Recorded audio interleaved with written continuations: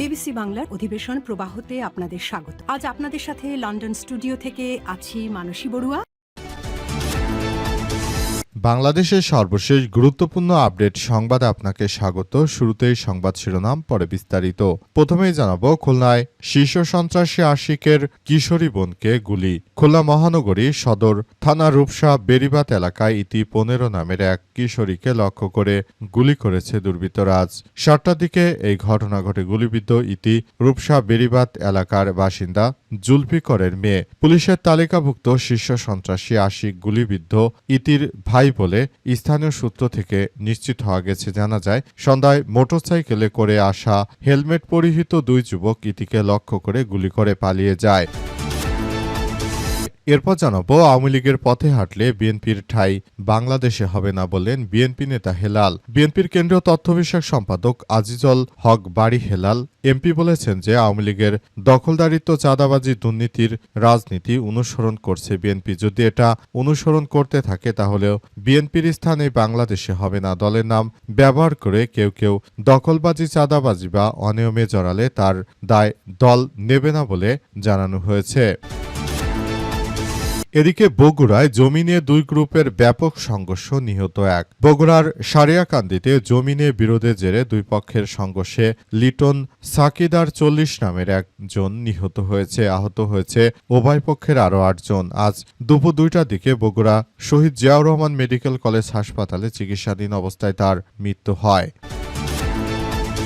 জানাবো, পাথর বোঝাই ট্রাক জব্দ করায় উত্তেজনা, মহাসড়ক অবরোধ। সিলেটের Jaintapur border guard Bangladesh BGB কর্তৃক অবৈধভাবে পাথর উত্তোলনের ঘটনায় বিজিবির সদস্যরা ট্রাক আটক ও চালককে মারধরের অভিযোগে বিক্ষুব্ধ শ্রমিকরা সিলেট তামাবিল মহাসড়ক অবরোধ করেছে। আজ দুপুরে সড়ক অবরোধ করে বিক্ষোভ করেন তারা। এদিকে পরিস্থিতি নিয়ন্ত্রণে ফাঁকা গুলি ছুড়ে বিজিবির সদস্যরা। পরে প্রশাসনের হস্তক্ষেপে প্রায় 2 ঘণ্টা পর সড়ক প্রত্যাহার করা হয়। এবং সর্বশেষ জানাবো, খামেনির জানাজায় অংশ নিতে ইরান পৌঁছেছে স্পিকার ও 11 দলীয় জোটের নেতারা।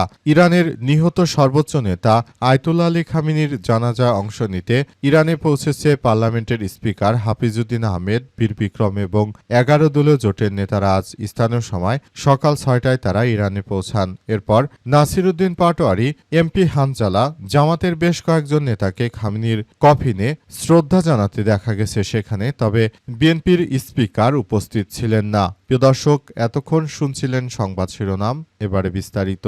তবে তার আগে বন্ধুরা, অনুরোধ থাকবে এই সংবাদটিতে একটি লাইক দিন।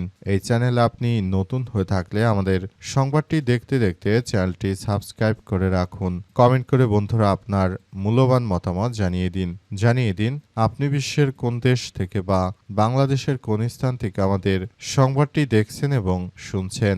আর বন্ধুরা, সংবাদটি আপনার সোশ্যাল মিডিয়া ফেসবুকে শেয়ার করে বন্ধুদেরও দেখার সুযোগ করে দিন। গাজা যুদ্ধে আপনি যদি নিরীহ ফিলিস্তিনিদের ভালোবেসে থাকেন বন্ধুরা, কমেন্টে ইয়েস লিখে পুরো বিশ্বকে আমাদের এই তাজা আপডেটটি দেখার সুযোগ করে দিন। এবারে বিস্তারিত।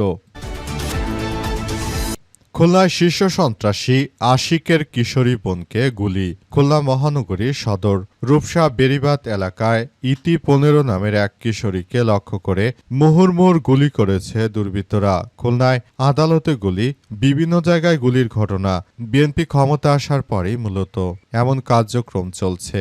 এই ঘটনায় আসলে পরিস্থিতি কোন দিকে যাবে সেটি এখন পর্যন্ত বলা যাচ্ছে না। সবাই যার যার জায়গা থেকে যে ধরনের কার্যক্রম চালাচ্ছে বিএনপির নেতৃত্ববৃন্দরা, ভবিষ্যতে বাংলাদেশ কোন দিকে যাবে সেটি এখন পর্যন্ত বলা কঠিন। বর্তমান সময়ে আসলে পরিস্থিতি খুবই খারাপের দিকে যাচ্ছে। দেশজুড়ে শুরু হয়েছে নৈরাজ্যকর পরিস্থিতি।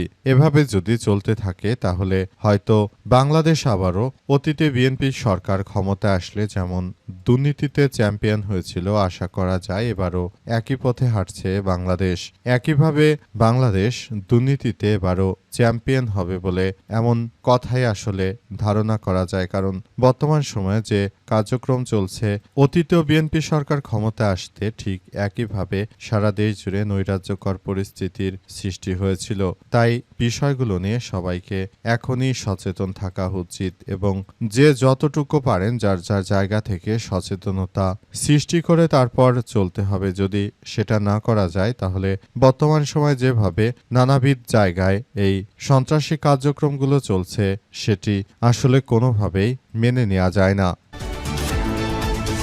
আওয়ামী লীগের পথে হাঁটলে বিএনপির ঠাঁই নেই বললেন হেলাল।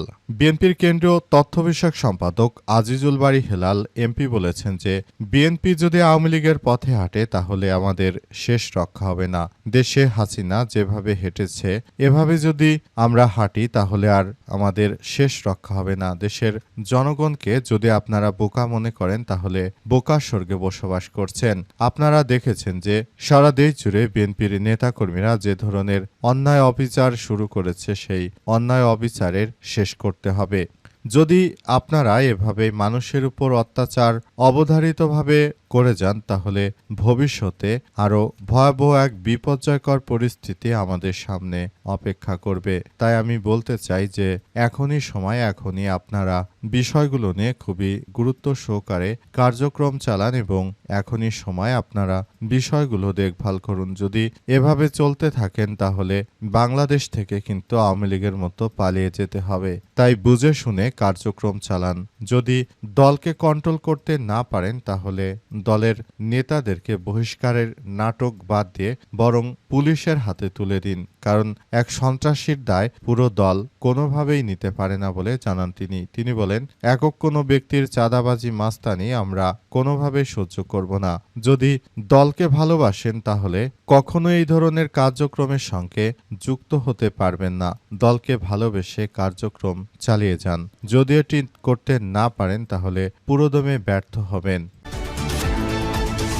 বগুড়ায় জমি নিয়ে দুই পক্ষের সংঘর্ষ, নিহত এক। বগুড়ার সারিয়াকান্দিতে জমি নিয়ে বিরোধের জেরে দুই পক্ষের সংঘর্ষে লিটন সাকিদার 40 নামের একজন নিহত হয়েছেন। আহত হয়েছেন উভয় পক্ষের আরও 8 জন। আজ দুপুর 2টার দিকে বগুড়ার শহীদ জিয়াউর রহমান মেডিকেল কলেজ হাসপাতালে চিকিৎসাধীন অবস্থায় তার মৃত্যু হয়েছে। নিহত লিটন সাকিদার সারিয়াকান্দি উপজেলার ফুলবাড়িয়া ইউনিয়নের মাঝবাড়ি গ্রামের মহিদুল ইসলাম সাকিদারের ছেলে। জানা গেছে মাঝবাড়ি গ্রামের মহিদুল ইসলাম সাকিদারের 64 সঙ্গে একই গ্রামের খাজা প্রামাণিকের 60-এর জমি জমা নিয়ে দীর্ঘদিন ধরে বিরোধ চলছিল। এ নিয়ে বগুড়া জেলা জজ আদালত উভয় পক্ষের একাধিক মামলাও বিচারাধীন রয়েছে। আজ 10টার দিকে বিরোধপূর্ণ ওই জমি দখল নেওয়াকে কেন্দ্র করে দুই পক্ষের মধ্যে দফায় দফায় সংঘর্ষ হয়। সংঘর্ষের তীব্রতা আরও বাড়তে থাকে। এক পর্যায়ে উভয় পক্ষের মধ্যে একজন মারা যাওয়ার ঘটনা ঘটল।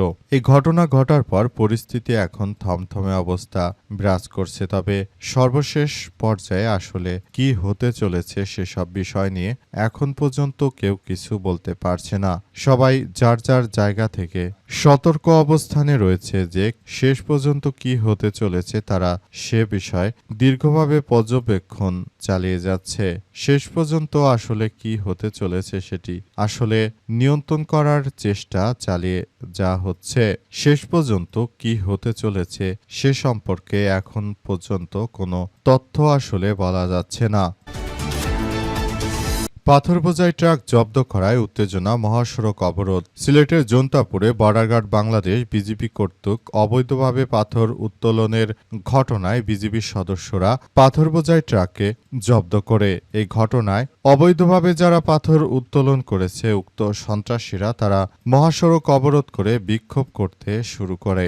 এই ঘটনায় বিজিবির সদস্যরা সেখানে ফাঁকা গুলি ছোড়ে। উক্ত ঘটনার পর আসলে প্রশাসনের সদস্যরা এসে 2 ঘন্টা প্রচেষ্টা চালিয়ে উক্ত দুর্বৃত্তদেরকে তারা রাস্তা থেকে সরিয়ে দিয়েছে।